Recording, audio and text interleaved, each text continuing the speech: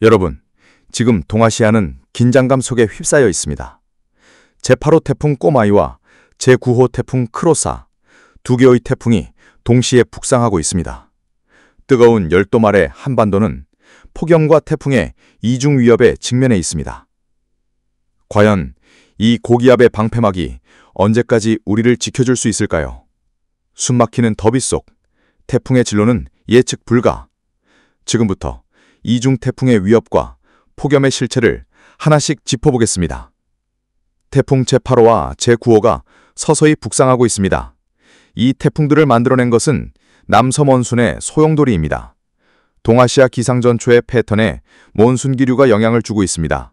그러나 강력한 티베트 고기압과 북태평양 고기압이 우리나라를 덮고 있습니다. 이 상층과 하층의 강력한 고기압이 열돔을 형성해 태풍 8호는 서쪽으로, 태풍 9호는 동쪽으로 밀어내고 있습니다.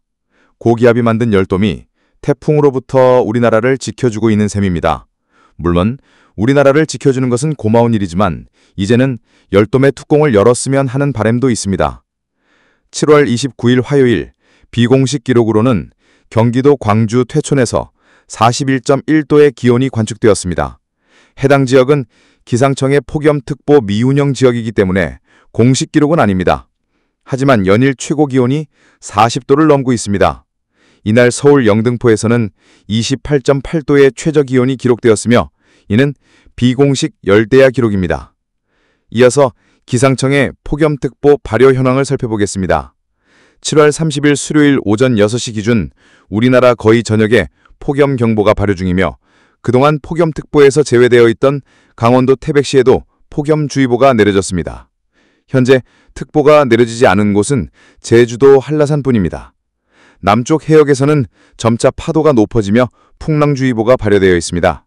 멀리 남쪽 바다에서는 태풍 제8호 꼬마이의 영향이 해상을 통해 서서히 전해지고 있습니다. 참고로 강원도 태백시는 여름철에 폭염특보가 거의 내려지지 않는 지역입니다. 이는 태백시의 평균 해발 고도가 약 900m에 이르는 고지대 도시이기 때문입니다. 낮 동안 기온이 올라가더라도 해가 지면 기온이 급격히 떨어지면서 열대야가 없는 것이 특징입니다. 하지만 태백시까지 폭염특보가 내려질 정도라면 올해 폭염이 얼마나 심각한지를 잘 보여줍니다. 기상청의 태풍 예상 경로를 살펴보겠습니다. 현재 북상 중인 태풍은 제8호 꼬마이와 제9호 크로사입니다. 태풍 꼬마이는 서쪽으로, 태풍 크로사는 동쪽으로 이동 중이지만 우리나라를 둘러싸고 있는 열돔을 뚫지 못하고 폭염 지역을 우회하고 있습니다. 아래 원형구역은 예보원입니다. 이 원 안에 태풍 중심이 들어갈 확률이 70% 이상이라는 뜻이며 원이 클수록 경로 예측이 불확실하다는 것을 의미합니다. 두 태풍의 예보원을 비교해보면 태풍 9호 크로사의 예보원이 훨씬 끕니다. 이는 크로사의 예상 경로가 더 불확실하다는 의미입니다. 먼저 태풍 꼬마이의 경로를 보겠습니다. 7월 30일 수요일 오후 3시경 태풍은 중국 동해안에 상륙할 것으로 예상되며 중심기압 985헥토파스칼, 최대 풍속 초속 22m, 강도는 1단계로 분석됩니다. 이후 북상해 상하이를 지나 8월 2일경에는 열대조압부로 약화될 것으로 예상됩니다. 예보원을 보면 태풍이 서해로 빠져나갈 가능성도 존재합니다. 다음은 태풍 9호 크로사입니다. 현재 예보원이 한 지점에 겹쳐져 있는데 이는 태풍이 그 자리에서 정체하고 있다는 것을 보여줍니다. 태풍을 북상시킬 상층 제트기류가 약화된 상태로 태풍은 스스로 움직이지 못하기에 외부 바람을 도움 기다리고 있는 중입니다. 7월 30일 수요일 오후 3시 기준 태풍은 중심기압 980헥토파스칼, 최대 풍속 초속 29m, 강도는 2단계로 분석됩니다. 태풍은 북서남향으로 이동한 뒤 일본 남쪽 해역에서 북동 방향으로 전향할 것으로 보입니다. 하지만 예보원이 매우 넓기 때문에 실제로 어디로 향할지는 예측하기 어렵습니다. 일본에 상륙할 가능성도 있으며 그대로 해상으로 멀어질 가능성도 있습니다. 7월 30일 수요일 정오 기준 태풍 꼬마이는 중국 동해안에 위치하고 있으며 조만간 상하이 부근에 상륙할 것으로 보입니다. 한편 우리나라 부근을 덮고 있던 고기압이 둘로 갈라지면서 태풍 꼬마이가 북상할 공간이 생긴 것으로 보입니다. 태풍 9호 크로사는 일본 오가사와라 제도 부근에서 정체하고 있으며 이 역시 곧 북상할 것으로 예상됩니다. 하지만 두 태풍 모두 예상 경로가 자주 바뀌고 있습니다. 이는 태풍을 운반해줄 바람이 약하기 때문입니다. 바람이 약하면 태풍은 마치 술에 취한 듯 불안정하게 움직이게 됩니다. 또한 북쪽에 위치한 고기압의 세력도 계속해서 변화하고 있어 경로 예측에 어려움을 주고 있습니다. 특히 예상 경로가 크게 변경된 것은 제9호 태풍 크로사입니다. 이번 태풍의 움직임은 당초 예측을 벗어나 새로운 경로를 형성하면서 기상당국과 국민들의 주의를 끌고 있는데요. 먼저 앞서 발생한 제8호 태풍 꼬마이의 경로부터 차근차근 짚어보겠습니다. 태풍 꼬마이는 본래 열대저압부로 약화됐다가 다시 태풍으로 부활한 특이한 경력을 지닌 태풍입니다. 어제까지만 해도 꼬마이의 예상진로는 비교적 명확했으며 오늘 발표된 최신 자료에서도 큰 차이는 보이지 않았습니다. 실제 예보원도 어제와 거의 유사한 형태를 유지하고 있습니다. 이처럼 열대저압부로 소멸된 태풍이 다시 태풍으로 재생성되는 경우는 매우 드물기 때문에 기상학적으로도 주목받는 사례입니다. 태풍 꼬마이라는 이름을 다시 얻은 이후에는 최대 강도 2단계까지 발달했습니다. 이후 중국 동해안에 상륙하면서 본격적으로 영향을 주기 시작했는데요. 통상적으로 태풍은 육지를 만나면 빠르게 약화되지만 꼬마이는 예외적으로 태풍의 강도를 일정 수준 유지한 채 북상을 이어갔습니다. 그러나 결국 산동반도 인근 해역에 도달했을 때쯤에는 모든 에너지를 소진하며 열대저압부로 변했습니다. 이 시점에서 태풍 꼬마이는 사실상 완전 연소했다고 볼 수 있으며 이후 다시 태풍으로 재생성될 가능성은 거의 없는 상태입니다.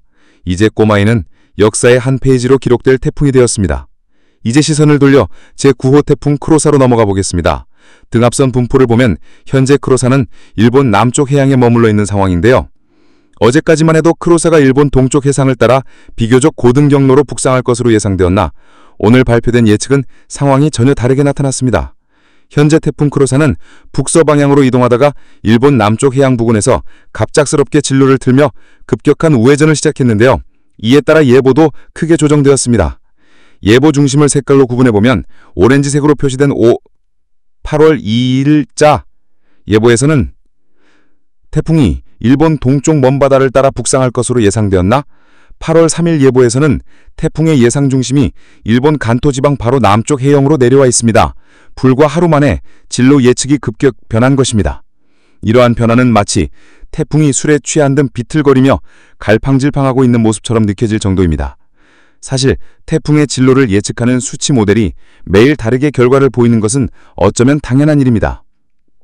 태풍은 정적인 환경 속에서 움직이는 것이 아니라 복잡하게 얽힌 주변 대기 흐름과 끊임없이 상호작용하며 움직이기 때문에 대기 흐름은 시시각각 변합니다. 미세한 기압골의 형성이나 상층 제트기류의 방향 또는 고기압의 확장 여부에 따라 태풍의 경로는 크게 달라질 수 있습니다. 이러한 점 때문에 기상청과 각국 예보기관은 하루에도 여러 번 진로를 갱신하게 되며 특히 크로사처럼 진로가 불안정한 태풍은 더욱 세밀한 관측이 필요합니다.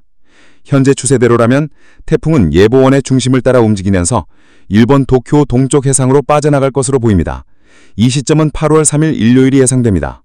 만일 이 경로가 유리된다면 우리나라에는 직접적인 영향은 크지 않겠지만 간접적인 기압 변화나 해상 안전, 고온다습한 온기의 유입 등 주의해야 할 요소입니다. 무엇보다 특이한 점은 태풍조차도 우리나라 상공을 덮고 있는 강력한 열돔 현상을 뚫지 못하고 비껴가고 있다는 사실입니다. 그만큼 이번 폭염은 강도 면에서도 지속성 면에서도 상당히 이례적인 상황이라 할 수 있습니다. 태풍이 더위를 식혀줄 것이라는 기대와는 달리 오히려 더위를 피해가고 있다는 점에서 상황의 심각성을 느끼게 됩니다. 앞으로 며칠간도 낮 기온은 35도 안팎을 오르내리면서 특히 야간 기온이 높게 유지되는 열대야 현상도 지속될 전망입니다. 무더위가 전강에 미치는 영향이 크기 때문에 수분 섭취와 충분한 휴식, 냉방기기 사용 등 폭염 대응에 만전을 기해야 할 시점입니다. 태풍보다도 더 위험할 수 있는 이 더위, 더욱 철저한 대비가 필요하겠습니다.